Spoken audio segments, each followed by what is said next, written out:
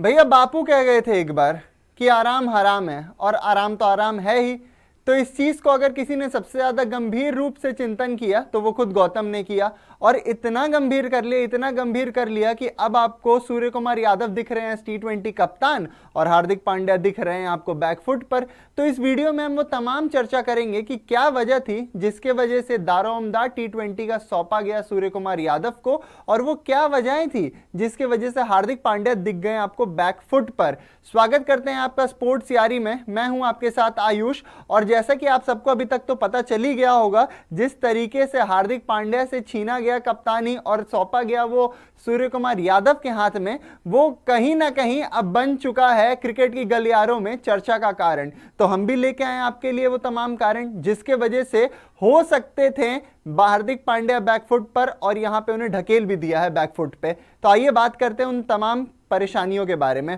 पहली परेशानी जो यहां से दिख रही है वो ये है कि हार्दिक पांड्या की फिटनेस उनकी सबसे बड़ी परेशानी रही है। अब भैया गौतम गंभीर जब हेड कोच बने ना, तो उन्हें चाहिए था कि कोई ऐसा प्लेयर उनका कप्तान बने जो यहां से लगातार T20 वर्ल्ड कप 2026 जो होने वाला है वहां तक खेलता रहे। कभी आप स्लाइड करते हैं बॉल पकड़ने के लिए, घुटने मुड़ गए, उसके वजह से आप 6 महीने के लिए बाहर। कभी आप बॉलिंग करने गए, पैर मुड़ गया, फिर 6 महीने के लिए बाहर। तो भैया ऐसे ऑन एंड ऑफ अगर आप क्रिकेट से रहते हैं तो ऑब्वियसली आप किसी कोच को जो कि सीरियस है टीम इंडिया को लेके, देखिए बाकी सब जो प्लेयर्स हैं, चाहे वो आपके रोहित शर्मा हो, चाहे आपके सूर्य कुमार यादव हो, चाहे आपके हार्दिक पांड्या हो, नो डाउट वो इंडिया के लिए खेल रहे हैं, पर कहीं ना कहीं बैक ऑफ द माइंड उनका एक अपना पर्सनल मोटो भी रहेगा। पर यहां गौतम गंभीर को आप इसीलिए लेके आए हैं ना कि वो अपने से पहले टीम इंडिया को रखे, और उन्होंने देखा जब कि भाई एक ऐसा कप्तान जो ऑन एंड ऑफ रहे फील्ड से, कभी आए कभी नहीं आए, फिर अचानक से आपका आईपीएल में खेल के आपका वर्ल्ड कप के लिए वो कप्तान बन जाए, ऐसा सही नहीं है।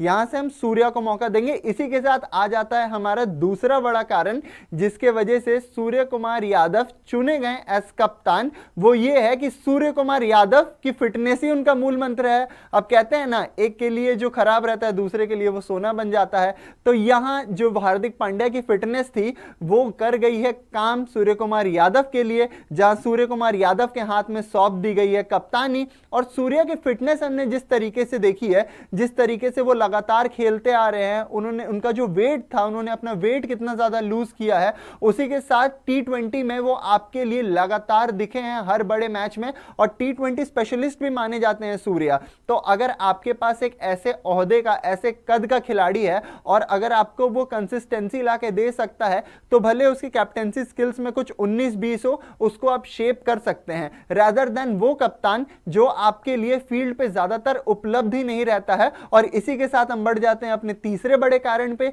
जिसके वजह से हार्दिक के जगह चुना गया है सूर्य कुमार यादव को। वो वजह है सूर्या की लीडरशिप स्किल्स बनाती हैं उन्हें कूल। अब आपने आईपीएल में भी देखा होगा, वो आरसीबी के साथ तो मैच आपको याद ही होगा जहां पे एकदम नर्व्स कंट्रोल करने की जरूरत थी, और सूर्या भाव ने कहा हूं भाई, यही हूं, कहीं गया नहीं हूं, अकेले कर दूंगा। और जिस तरीके से ऑस्ट्रेलिया सीरीज में भी उन्होंने कप्तानी की थी, जो कूल दिखाया था, जो उनका टेम्परामेंट है,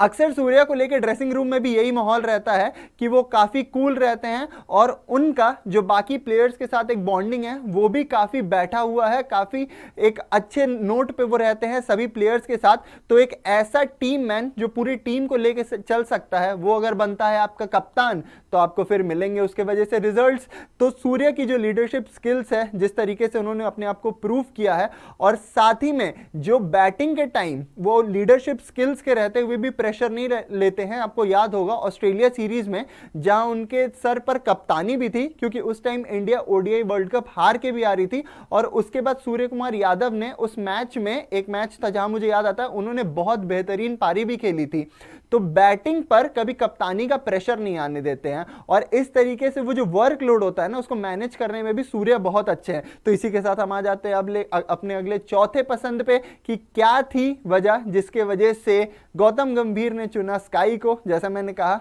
चौथा पसंद ये रहा, गौतम गंभीर की पसंद थे स्काई। अब देखिए भैया, गौतम गंभीर एक ऐसे हेड कोच है ना जो यही सोचेंगे कि आपके लिए टीम मैन कौन है, टीम में क्या है, उसके बाद आपकी इमेज कैसी है। हम ये कहीं भी इग्नोर नहीं कर सकते कि हार्दिक पांड्या के पीछे पीछे कंट्रोवर्सीज चलती रहती हैं, और कई ऐसे प्लेयर्स हैं जिनके साथ मुंबई इंडियंस की वजह से या फिर मुंबई इंडियंस के खेमे में जो जो उनके साथ हुआ उसके वजह से बॉन्डिंग, वो ट्यूनिंग उतनी अच्छी नहीं बैठी हुई है अब भी। तो इसके वजह से सूर्य कुमार यादव एक पसंद भी बन जाते हैं, क्योंकि वो सबके साथ घुल मिलकर चलते हैं, आपके लिए कंसिस्टेंसी लेके आ सकते हैं। साथ ही साथ सूर्या प्रेशर सिचुएशन में कूल भी रहते हैं, और गौतम गंभीर चाहते हैं कि एक ऐसा खिलाड़ी उन्हें मिले जो लगातार अब से बिना किसी आराम के 2026 वर्ल्ड कप तक कप्तानी करे, और उसके कप्तानी में जो 19-20 है वो मैं सुधार दूंगा। तो ये थे वो तमाम कुछ कारण जिसके वजह से गौतम गंभीर की विश लिस्ट पर या फिर हिट लिस्ट पर सूर्या का नाम था नंबर 1, और जहां हार्दिक पांड्या की बात की जा रही थी वो आ गए बैकफुट पर आप भी अपनी कमेंट सेक्शन में राय जरूर बताइएगा कि आप किसे चाहते थे कि वो इंडिया का कप्तान बने। क्या आप हार्दिक पांड्या को चाहते थे या आप सूर्य कुमार यादव को चाहते थे? तब तक के लिए जय हिंद, जय भारत।